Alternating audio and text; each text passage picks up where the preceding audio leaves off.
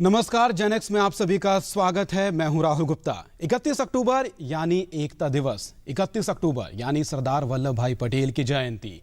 आज के युवा, चाहे स्वतंत्रता संग्राम हो या आजादी मिलने के बाद भारत को जो रूप मिला, उसमें सरदार पटेल का योगदान हो, उसके बारे में आज के युवा ने या तो सिर्फ पढ़ा है या कहीं से सुना है। आज के युवा जरूर जानना चाहेंगे कि आखिर सरदार पटेल को आधुनिक भारत का निर्माता या लौह पुरुष क्यों कहा जाता है। आज के युवा जरूर जानना चाहेंगे कि आखिर किस तरह से 40 दिनों के अंदर ही सरदार पटेल ने 550 से ज्यादा रियासतों को भारतीय संघ में मिलाने के लिए राजी कर लिया। आज के युवा ये भी जरूर जानना चाहेंगे कि आखिर किस तरह से एकता और सरदार पटेल एक दूसरे के पर्यायवाची बन गए। जी हाँ, सरदार पटेल को करीब से जानने के लिए आज हमारे स्टूडियो में खास मेहमान मौजूद हैं। सबसे पहले मैं स्वागत करना चाहूँगा डॉक्टर रविंद्र कुमार का, पूर्व कुलपति मेरठ विश्वविद्यालय, और सरदार पटेल के ऊपर 100 किताबें भी इन्होंने लिखी है, पद्मश्री अवार्ड से नवाजा जा चुका है। डॉक्टर रविंद्र जी, आपका बहुत बहुत स्वागत है। Thank you. और साथ ही साथ मैं स्वागत करना चाहूँगा डॉक्टर नीरजा सिंह का, जानी मानी इतिहासकार और दिल्ली विश्वविद्यालय से आई हैं। आपका भी बहुत बहुत स्वागत है डॉक्टर नीरजा जी। आप दोनों से चर्चा को आगे बढ़ाएं, उससे पहले आइए देखते हैं कि आज के युवा दरअसल सरदार पटेल के बारे में क्या कुछ जानते हैं, किस तरह से सरदार पटेल को वो देखते हैं। हमारा देश आज़ाद हुआ था तो जैसे पाकिस्तान अलग हुआ था तो निज़ाम जो हैदराबाद के थे वो भी चाहते थे कि हैदराबाद भी एक अलग राज्य देश बन जाए भारत से अलग होके। तो वल्लभ भाई पटेल के ही प्रयास के कारण आज हम सब एक हैं, नहीं तो भारत उस समय बिल्कुल टूट जाता। सरदार पटेल जो है हमारे देश के बहुत बड़े स्वतंत्रता सेनानी थे। उन्होंने एक भारत का सपना देखा था, अखंड भारत का, जिन्होंने सभी रियासत को जो है एक किया। सरदार वल्लभ भाई पटेल बहुत ही अच्छे स्वतंत्रता सेनानी थे, जिन्होंने सभी राज्यों को एक करने में बहुत बड़ा योगदान है। उनके बदौलत ही सभी राज्य एक हो पाई। वल्लभ भाई पटेल अगर ना होते तो ये देश टुकड़ों टुकड़ों में बच जाता। कोई कहीं का राजा था, कोई कहीं का नवाब था। उनकी वजह से ये देश एकजुट हुआ। हम उन्हें एक बहुत ही डायनामिक होम मिनिस्टर के रूप में याद रखेंगे। वर्तमान परिप्रेक्ष्य में जब हम देख रहे हैं कि हर व्यक्ति, हर समूह अपना एक अलग समूह और अपना एक अलग से डिवीजन चाह रहा है, ऐसे में उन सबको एक करने के लिए उस डिटर्मिनेशन की हमें जरूरत है जो एक लौह पुरुष में थी, सरदार वल्लभ भाई पटेल में। हम लोग चाहते हैं कि पटेल जो हमारे सिद्धांत दिए थे उसको आज के युवा अपने कार्य क्षेत्र में प्रयोग करें और भारत को एक एकता के सूत्र में बांधे। उन्होंने बहुत सारे क्षेत्रों को एक राज्य के रूप में स्थापित किया और भारत में मिलाया भी। तो उससे हम लोग बता सकते हैं को बहुत मजबूत व्यक्ति थे और दूरदृष्टि भी थे।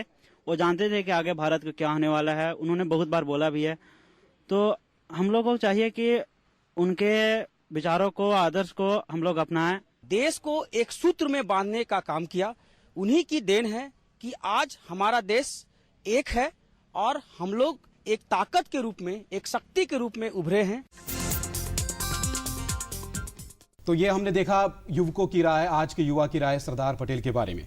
डॉक्टर रविंद्र कुमार जी, सबसे पहले अगर आपके पास आना चाहें, किस तरह से आज के युवा को अगर आप बताना चाहें कि दरअसल लौह पुरुष, आधुनिक भारत के निर्माता डॉक्टर सरदार पटेल कौन थे? आप शुरुआती शब्द क्या आते हैं उनके बारे में आपके लिए? एक बहुत साधारण किसान परिवार में जन्मे, बचपन से ही बहुत उत्तरदायित्व का निर्वहन करने वाले, पारिवारिक दायित्व को संभलने वाले, मेहनत से, जैसे भारत एक किसानों का देश है, एक किसान पुत्र के रूप में स्वावलंबन की ओर चलने वाले और स्वयं का निर्माण करने वाले। सबसे पहले आज के युवा वर्ग को ये जानना चाहिए कि सरदार पटेल, उस समय के वल्लभ भाई का बचपन और उनका युवा किस तरह से कठिनाइयों से भरे हुए दिनों से गुजरा और किस तरह से उन्होंने अपना निर्माण किया। डॉक्टर नीरजा जी, आधुनिक भारत का निर्माता उन्हें कहा जाता है क्योंकि आज के युवा से अगर बात की जाए सरदार पटेल के बारे में, उनके जहन में आज़ादी के बाद जो उनका योगदान रहा भारत को एक तस्वीर देने में, एक भारतीय संघ को आकार देने में,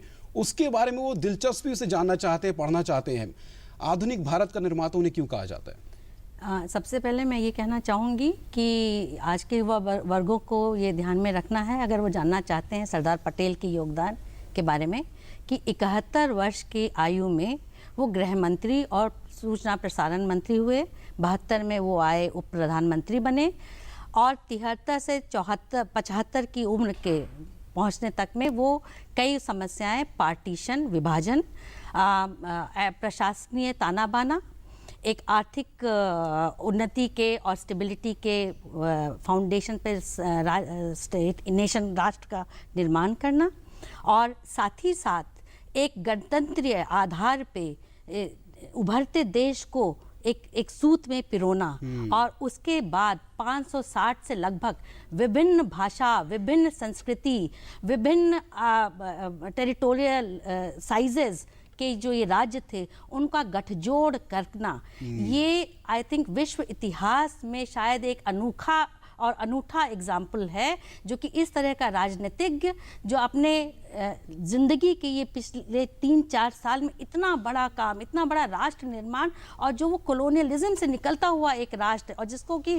कहते हैं नेशन इन द मेकिंग के प्रोसेस में इमर्ज करके आया, और उसके साथ साथ ये भी ध्यान रखना चाहिए जिसकी शारीरिक हालत इतनी जर्जर हो चुकी थी, वो हृदय रोग से ग्रस्त हो चुके थे, उनका इंटेस्टाइन और पेट का प्रॉब्लम इतना भयंकर था कि वो किस तरह से आंदोलनों में और इस तरह से इतनी स्फूर्ति के साथ, कि कोई 30 साल का जवान भी नहीं उस तरह से कोप अप कर पाए, जो स्फूर्ति और जिस एनर्जी से उन्होंने किया, इतना बड़ा यूनिटी, और जिस कॉन्टेक्स्ट में इसको यूनिफाई किया, वो एक अपने में एक बहुत बड़ा अनूठा मिसाल है, और इससे आज के युवा वर्गों को बहुत प्रेरणा लेनी चाहिए, और ज़रूर उनकी जीवनी और उससे कुछ आदर्श पैदा करना चाहिए। जी हाँ, आदर्श जब हम बात करते हैं सरदार पटेल की जीवन से, उनकी कहानी से काफ़ी कुछ सीखा जा सकता है। जो युवा दिलचस्पी के साथ जानना चाहते हैं कि वो दौर था जब अंग्रेज़ों ने भी नहीं सोचा था कि किस तरह से भारत एक भारतीय संघ का आकार ले लेगा, और 562 जो रियासतें थी जो अलग अलग होना चाहती थी, कुछ आज़ाद रहना चाहती थी, कुछ कहीं और जाना चाहती थी, उनका एकीकरण करना या भारतीय संघ में मिलाना असंभव लगता था उस वक्त, और 40 दिनों के अंदर उन्होंने ये सब करके दिखाया। उन्होंने कैसे किया ये सब? दृढ़ निश्चय और राष्ट्र की एकता के लिए कटिबद्धता, जी, अनुशासन और एक लक्ष्य, ये 4-5 ऐसी बातें हैं। सरदार पटेल इसके लिए कोई समझौता करने के लिए तैयार नहीं थे, और इसके लिए जैसे डॉक्टर नीरजा जी ने बताया कि एक भागीरथ प्रयास, और उस भागीरथ प्रयास में सफलता, 550 से ज़्यादा रियासतें, और रियासतें हैदराबाद जैसी रियासत जिसका क्षेत्रफल फ्रांस के बराबर, जी, और शानपुर जैसी रियासत, मेरे ज़िले के पास शानपुर रियासत, 1 किलोमीटर की रियासत, भोपाल एक साइज की रियासत थी। कहना यह कि एक इतनी बड़ी रियासत और एक इतनी छोटी रियासत, और 550 से ज़्यादा रियासतें, लेकिन दृढ़ निश्चय, अथाह उत्साह, लगन, अनुशासन और देश की एकता के लिए कटिबद्धता, और देश की एकता के साथ फिर राष्ट्र का निर्माण सरदार पटेल के हृदय में और सरदार पटेल के मस्तिष्क में ये बिल्कुल कूट कूट कर भरा हुआ था। और इसमें जो भी कोई आड़े आया, और सरदार पटेल ने उससे समझौता नहीं किया, और कहते हैं कि साम दाम दंड भेद भी उन्होंने अपनाया, जी, लेकिन साम दाम दंड भेद उनका जो भारतीय मार्ग है, और जो भारतीय मार्ग नैतिकता की परिधि में है, जो सदाचार की परिधि में, उसके अंतर्गत रहकर, उसकी परिधि में पूर्णता रहकर उन्होंने देश का एकीकरण किया।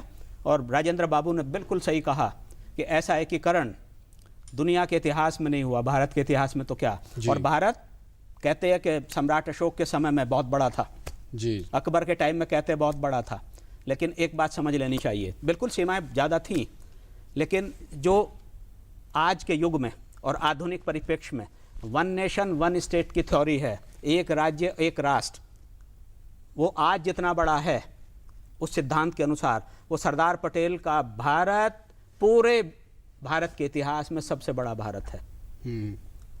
एक राज्य एक राष्ट्र, तो ये एक उसी आदमी को इसका श्रेय जाता है। और डॉक्टर नीरजा बिल्कुल सही कह रही थी, गिरा हुआ स्वास्थ्य, परेशानी, रेफ्यूजीज की समस्या, आपके समझिएगा नौकरशाही की समस्या, टूटा फूटा ताना बाना था, संगठन की प्रॉब्लम, बहुत सारे हमारे IAS IPS उस टाइम पे जो इंडियन सिविल सर्विस थी उस टाइम की, वो चले गए छोड़ करके, उसके आधार पर जो उन्होंने सरदार ने किया, फिर सांप्रदायिक दंगे, तो चुनौतियां काफ़ी थी, और ऐसी चुनौतियां थी जो तमाम जो एडमिनिस्ट्रेशन था उसके लिए नई थी, क्योंकि भारत के इतिहास में इस तरह की चुनौतियां शायद पहले कभी नहीं देखी गई थी। किस तरह से ये ताना बाना बुना गया? मैं कुछ जोड़ना चाहूँगी कि ये बातें ज़रूर ध्यान में रखनी चाहिए और ये बहुत अहम बात है कि एक सामंतवादी व्यवस्था का गिरना और एक नए डेमोक्रेटिक और लिबरल राष्ट्र का उदय होना, सिद्धांतों पर एक नए राष्ट्र का निर्माण होना और इन सामंतीवादी व्यवस्था से घिरे ताकतों को एक डेमोक्रेटिक ताने बाने से जोड़ना, ये सरदार पटेल कर पाए। और इसके लिए मेरे हिसाब से 4 मुख्य चीज़ें बहुत काम में आई। एक तो उनका ह्यूमनिज्म, एक उनका स्टेट्समैनशिप, ह्यूमिलिटी और उनका फर्मनेस। इसका उदाहरण सबसे पहले बड़ा ये मिलेगा कि सबसे पहला दिक्कत जो शुरू हुआ था वो कटक से, उड़ीसा। 1947 में सरदार पटेल वहाँ गए, एक मीटिंग किया और उन्होंने ये कहा कि आपको, जैसे ब्रिटिश इंडिया आज़ाद हुआ है, आप भी आज़ाद हुए हैं और आपको पूरा छूट है कि आप इंडिपेंडेंट रहें, लेकिन अगर आपके यहाँ आपकी जनता अगर आपके साथ नहीं है तो फिर उसका दोषी हमको मत दीजिएगा। और उन्होंने कहा कि भाई आप सर्विस करना चाहते थे, परिस्थितियाँ आपके अनुकूल नहीं थी, आप जिस तरह का ब्रिटिश राज व्यवस्था थी उसमें आपको उस तरह का नहीं अपॉर्चुनिटी मिला। अब आया है कि आप देश की सेवा कर चुके और इसलिए ये सोच मोटिवेट किया और इन लोगों ने इंस्ट्रूमेंट ऑफ एसेशन साइन किया और मर्जर का हुआ। और इसमें मैं 2 एग्जांपल देना चाहूँगी अगर आप अलाउ करेंगे कि इनके बाद अलवर महाराजा ने सरदार पटेल को और भोपाल नवाब ने लेटर लिखा। अलवर महाराजा ने लिखा कि जिस तरह के बारे में आपके हम सुना करते थे उसमें हमको ये लगता था कि जिस प्रकार डलहौजी के खिलाफ आंदोलन 1857 का गदर हुआ था उसी प्रकार के हम राजा आपके खिलाफ शुरू करें, लेकिन आपका जिस तरह का व्यवहार, आपने जो हमें सोच बताया, हमको अपने स्वार्थ से ऊपर उठने की बात की और जिस डिग्निटी और हमारा सेल्फ रिस्पेक्ट आपने उसको आप आदर देते हुए, सम्मान देते हुए हमको अपने से जोड़ा है, उसमें आज के में अगर मुझसे कोई कहे तो मैं आपने को बहुत आभारी और बहुत ही कृतज्ञ समझता हूँ कि आपने मुझे अपना मित्र बनाया है और मैं आपके बगल में सदा खड़ा रहूँगा। और इसी तरह का भोपाल नवाब ने 1949 में इनको लेटर लिखा कि पहले मैं अपोज जो कर रहा था वो इसलिए था कि मैं खुद अपने टेरिटरी, अपने जो भी मेरा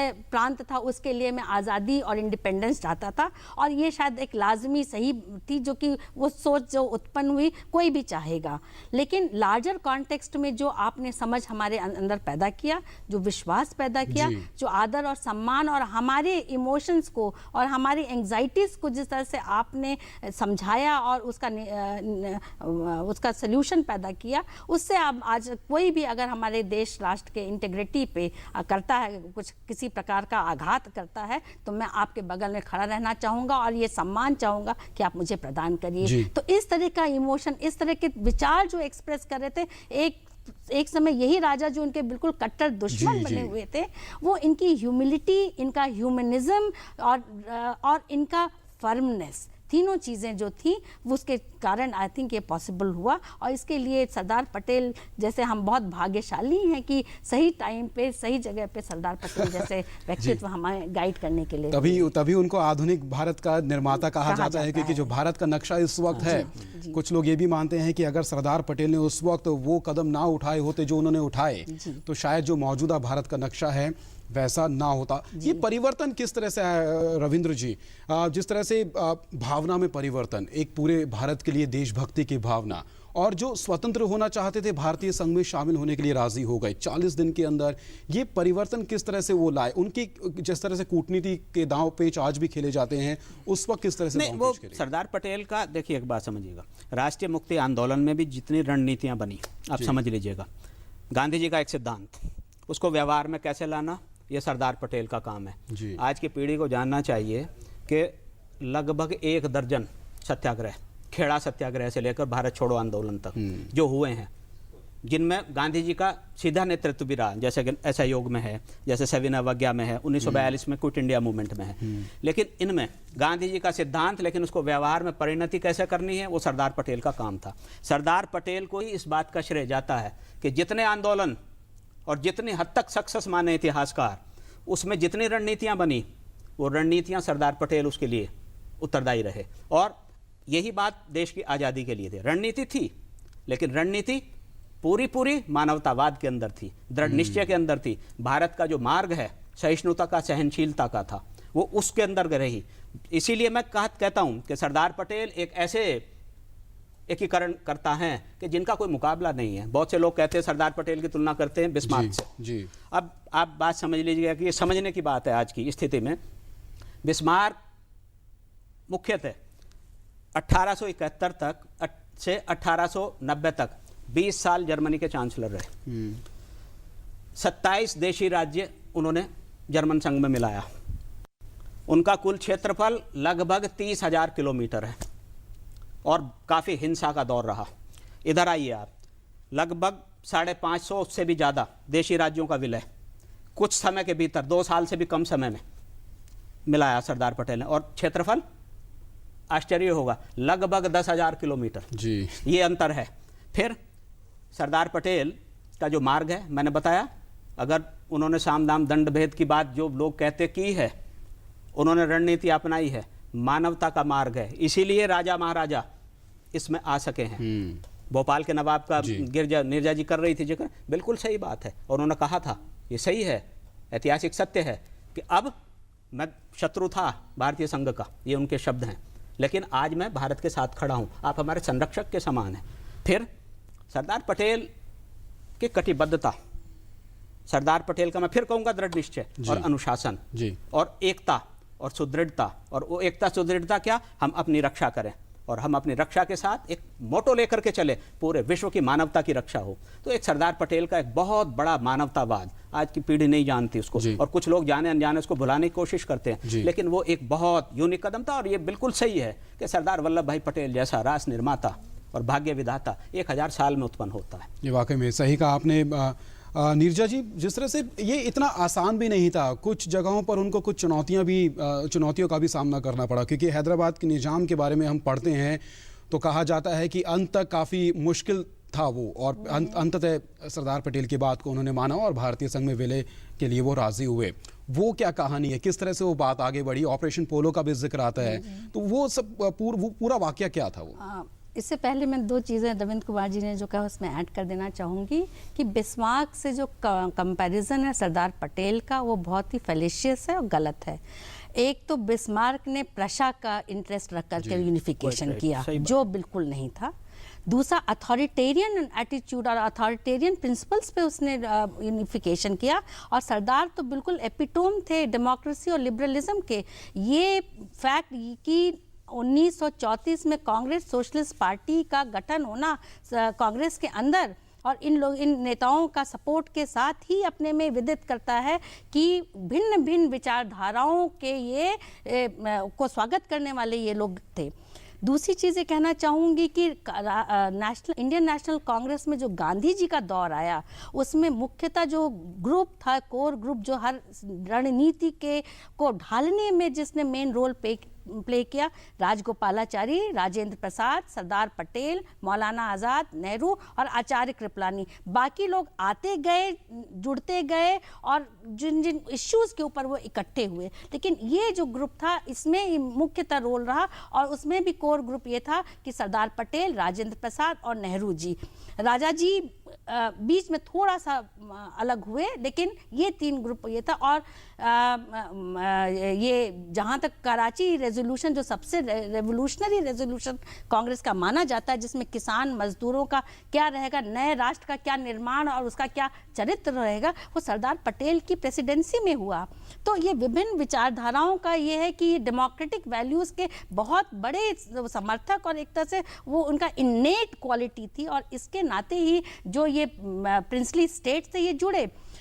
उदाहरण के तौर पे ये जो हैदराबाद का कांड हुआ, उसमें पहले इन्होंने मीर कासिम, जो कासिम रिजवी उनको बुला करके बाकायदा बात किया, एक नहीं कई मीटिंग्स की, कई अपॉर्चुनिटीज़ दी उनको। और उसके बाद ये जो पुलिस एक्शन हुआ, उसमें मीर लायक अली जो वहाँ दीवान इन्होंने बनाया, जिस तरह की उन्होंने राजनीति की, जिस तरह की वहाँ पे गंदगियाँ और खुराफात पैदा किए, वायलेंस का सिचुएशन पैदा किया। लेकिन वहाँ तक पहुँचने तक के लिए भी कि ये ना लगे कि किसी प्रकार से हम लोगों ने जाति की है या किसी तरह का अथॉरिटेरियनिज्म चलाया है, डिक्टेटरशिप, तानाशाही चलाई है, उसका बिल्कुल मौका नहीं दिया। और पूरे उनके रिस्पेक्ट और उनकी डिग्निटी का मान रखते हुए सरदार पटेल ने पूरा मौका दिया। और लास्ट में जो डायलॉग था वो ये कि कासिम रिजवी ने कहा कि आप मत इंटरफेयर करिए, छोड़िए, कहा कि ये जो आपने पैदा किया है माहौल इसको ठीक कीजिए, कहा ये ऐसे ही रहेगा, तो कहा फिर हम मजबूर हैं। जी, फिर यानी हम मजबूर सूझबूझ हैं। के साथ उस वक्त उन्होंने कदम आगे बढ़ाए और इसीलिए ये संभव था जो आप 40 दिन कह रहे हैं, इसीलिए संभव था क्योंकि उनको उन पूरी छूट, पूरा स्पेस दिया गया कि आपके मन में जितनी शंकाएं हैं, जितने भी डाउट्स हैं, पहले आप क्लियर कीजिए, बात कीजिए, और उसका पूरा स्कोप सरदार पटेल ने दिया। और ये सरदार पटेल की खासियत थी कि ये कॉन्फिडेंस प्रिंसली स्टेट्स ने उनमें रिपोज किया कि जो भी प्रॉमिस होगा सरदार पटेल उसको जी जान से उसकी मान रखेंगे, उसका सम्मान रखेंगे। और इसी आधार पर उन्होंने ज्वाइन किया क्योंकि उनको पूरा विश्वास था कि अगर जबान सरदार जी ने दिया है तो उस जबान की वो पूरी इज्जत और उसकी वो रखेंगे। चलिए, ये तो बात हुई हैदराबाद की। जल्दी से संक्षेप में समझना चाहें कश्मीर के बारे में भी उनका योगदान ऐसा था कि कई लोग कहते हैं कि जो सूरत हाल है इस वक्त फिलहाल, उसमें अगर सरदार पटेल का योगदान ना होता तो और भी ख़राब सूरत हाल हो सकते थे। ये सच्चाई है कि जम्मू कश्मीर का जितना भाग आज हमारे पास है जी, उसका श्रेय सरदार वल्लभ भाई पटेल को जाता है। जी, इसमें ये अगर हम बात करें कश्मीर की और पूरी हम इसकी डिटेल में जाएं तो बहुत समय लगेगा, इतना समय नहीं है। लेकिन निश्चित रूप से सरदार पटेल कटिबद्ध थे इसके लिए कि भाई जम्मू कश्मीर का विलय भारत में हो। लेकिन 2-3 स्थितियां वहाँ साफ थी। एक तो ये कि वहाँ के जो महाराजा तत्कालीन थे वो थोड़ा डुलमुल स्थिति में रहे हैं। सरदार पटेल ने बहुत कोशिश की। सरदार पटेल ने जो मेहरचंद महाजन थे वहाँ के प्रधानमंत्री या दीवान, उनको बुला करके कहा है, वो प्रयास किया। फिर एक बिल्कुल ये भी सत्यता है कि सरदार वल्लभ भाई पटेल ने इस दृढ़ता के साथ, क्योंकि कश्मीर सामरिक दृष्टि से बहुत महत्वपूर्ण था, सोवियत यूनियन, उधर पाकिस्तान, उधर चीन, तो सामरिक दृष्टि से, फिर जो वहाँ से नदियाँ आती हैं वो पंजाब के थ्रू बहती हैं, उस दृष्टि आर्थिक दृष्टिकोण से तो। लेकिन ये जो डुलमुल स्थिति रही, इस डुलमुल स्थिति का फायदा उठा करके जो कबायली आए हैं, कबायली क्या, वो पाकिस्तान के लोग और पाकिस्तान की आर्मी आई, ये सही बात है। तो उस स्थिति में जब एक सिचुएशन ऐसी आ गई कि ऑक्युपाइड हो गया, और ऑक्युपाइड होने के बाद यहाँ समस्या ये थी कि मर्जर हो स्टेट का, और यहाँ मर्जर हो गया। तो एक मैं बहुत इंटरेस्टिंग किस्सा आपको सुनाना चाहता हूँ कि यहाँ बहुत संक्षेप में, यहाँ रक्षा कमेटी की मीटिंग हुई दिल्ली में जी, लॉर्ड माउंटबेटन अध्यक्ष थे उसके, और मैं बात कर रहा हूँ बख्शे गुलाम मोहम्मद जो सेकंड चीफ मिनिस्टर थे अब्दुल्ला साहब के बाद, उनकी डायरी की, क्योंकि मेरी शोध का एक ये पॉइंट भी था। तो वहाँ जब रक्षा कमेटी की मीटिंग होती है तो बख्शी साहब जैसे कोट करते हैं तो वो कहते हैं कि सभा के अध्यक्ष थे लॉर्ड माउंटबेटन जी, और जनरल रसेल थल सेनाध्यक्ष, और पूरे आर्मी चीफ भी होते थे जनरल राय भूषण जी, वो पंडित जवाहरलाल नेहरू, रक्षा मंत्री बलदेव सिंह, शेख अब्दुल्ला, बख्शी गुलाम मोहम्मद खुद, और जो भी अधिकारी बैठे थे। तो जब वहाँ मीटिंग शुरू हुई तो उसके तुरंत बाद लॉर्ड माउंटबेटन ने आनाकानी की कि भाई वहाँ आर्मी नहीं भेजनी चाहिए जी। पंडित जी, उन्होंने कहा कि अधीर हो गए, एक गिलास पानी मंगवा के पिया पंडित जी ने। हम लोग बड़े निराशा के वातावरण में थे, लेकिन एकाएक सरदार पटेल अपनी कुर्सी से इस तरह से हिलते हैं। अब सबका जो है, पहले तो मौन बैठे रहे जैसे पत्थर की मूर्ति होती है सरदार, लेकिन एकदम से जब हिले तो सबका ध्यान सरदार की तरफ गया। उन्होंने देर नहीं लगाई, कुर्सी से खड़े हो गए और खड़े होकर बोलते, ए लुक्स जर्नल, सेनापतियों सुनिए, कश्मीर की रक्षा करनी है, कश्मीर को बर्बरता के सामने नहीं हम छोड़ सकते जी। कश्मीर को बचाना है, कश्मीर को बचाना है, कश्मीर को बचाना है। और इतना कह करके सरदार वापस पीछे चलने लगे। 2-4 कदम चले, फिर लौट के आए, कोई ऑब्जेक्शन ना करे। सुबह 3:30 बजे युद्ध सामग्री और सामान ले जाने वाले विमान आपको तैयार मिलेंगे, चलिए रक्षा करनी है। इस तरह से बचा। और एक और आपकी आज की पीढ़ी को और आज के वर्ग को जाना चाहिए, पक्की ये बात है कि सरदार पटेल स्वयं आर्मी के साथ जाकर के खुद निरीक्षण करते रहे हैं ऑपरेशन का जी, कश्मीर में बैठ करके, श्रीनगर एयरपोर्ट पर बैठ करके। तो जितना हुआ उनकी देख रेख हुआ। तो मैं आज ये बात कहता हूँ, ज़्यादा बात नहीं बढ़ाता, लेकिन जितना आज कश्मीर का हिस्सा हमारे पास है, जितना बचा है, उसका सब श्रेय सरदार वल्लभ भाई को पटेल को जाता है। और उनकी जो आगे नीति थी कश्मीर के बारे में, जो 2-3 पॉइंट ऐसे थे, अगर उन पर अमल किया होता तो मैं समझता हूँ कि आज ये समस्या कश्मीर की नहीं होती। यही सब रोचक बातें हैं जिसको युवा पीढ़ी शायद समझना चाहती है, जानना चाहती है, और यही उनका दृढ़ निश्चयी रवैया था जिसकी वजह से आज आधुनिक भारत की जो तस्वीर है वो हमारे सामने है, और आधुनिक भारत का राष्ट्र निर्माता भी सरदार पटेल को कहा जाता है। फिलहाल हमारे कार्यक्रम में आज के लिए वक्त इतना ही था। डॉक्टर रविंद्र कुमार, आप स्टूडियो आए, आपका बहुत बहुत शुक्रिया। और धन्यवाद। नीरजा सिंह, आपका भी बहुत बहुत शुक्रिया, आप स्टूडियो आए और आपने इतनी रोचक बातों को हमारे साथ साझा किया। आप दोनों का बहुत बहुत शुक्रिया।